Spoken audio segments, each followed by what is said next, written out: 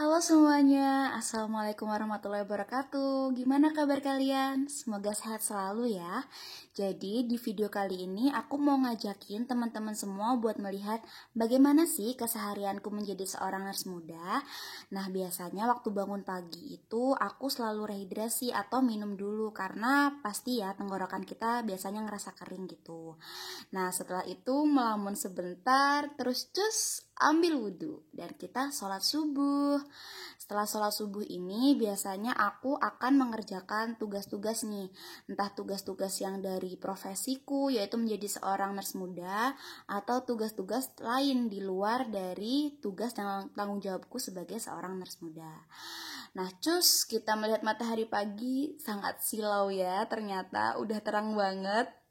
Terus kita mandi, karena ini aku shift pagi ya, jadi kita udah mulai beraktivitas dari pagi. Setelah mandi, biasanya aku bakal lihat nih, ngecek-ngecek juga apakah ada hal-hal yang aku lupakan atau barang-barangku yang tertinggal. Terus habis itu aku bakal persiapan. Jadi aku ngecekin lagi nih, kayak ID cardku, terus ngelihat apakah ada penampilanku yang kurang.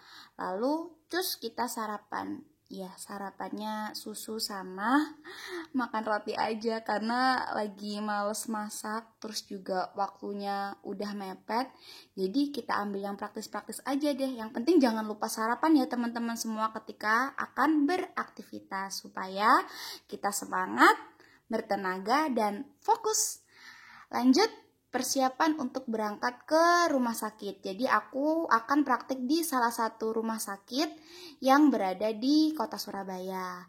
Nah, untuk jam praktiknya itu masih 3-4 jam. Jadi memang belum diperbolehkan lama karena takut apabila mahasiswa ini nanti akan tertular, terutama COVID-19 ya, karena pandemi belum berakhir. Terus jangan lupa matikan AC. Lanjut, kita keluar. Nah ini aku nunggu temen juga sih karena aku bareng. Sampai di rumah sakit kita ternyata terlambat, padahal udah berangkat pagi.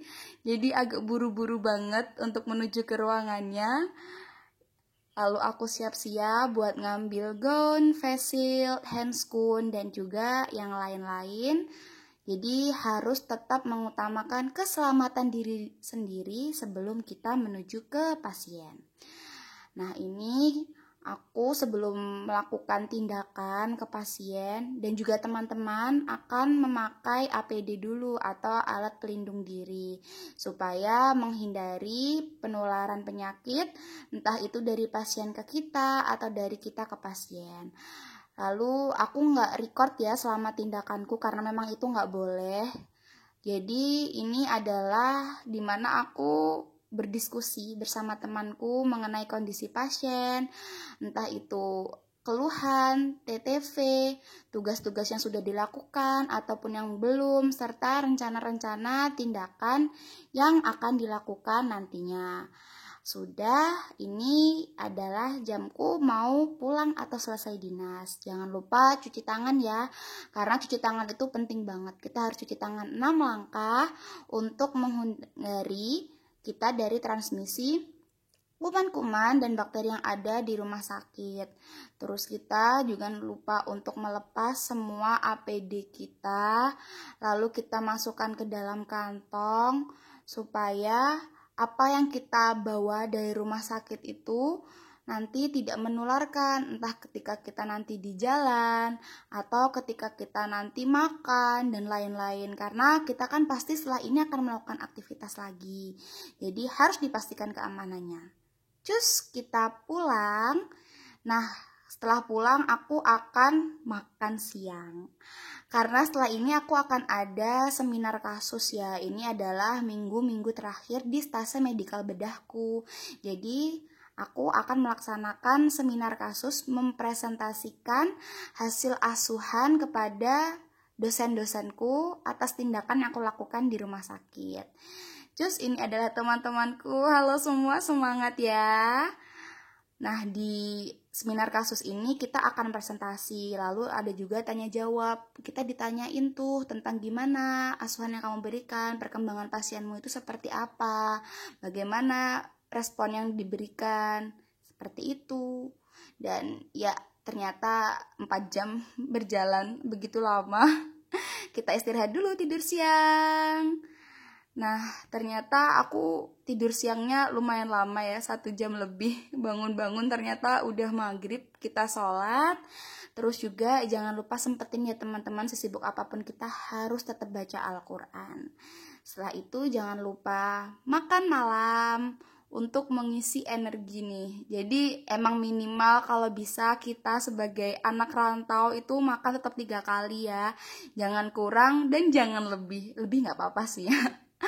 Lanjut kita ngerjain tugas, karena tugasnya memang banyak banget. Ini aku ngerjain laporan kasusku dari pasienku sendiri. Jadi kita melihat, mengidentifikasi apa sih masalah yang dihadapi oleh pasien. Jadi perawat itu juga memiliki diagnosanya sendiri, memiliki asuhannya sendiri. Nah, setelah selesai, aku biasanya selalu cek tekanan darahku, karena itu penting banget ya untuk melihat apakah terjadi abnormalitas, aku kelelahan, atau ada gangguan yang lainnya. Terus kita sebagai perempuan pasti skincarean sebelum kita beristirahat atau tidur. Sebagai investasi juga untuk masa depan, asalkan jangan berlebihan. Oke, segitu dulu keseharianku. Semoga bermanfaat.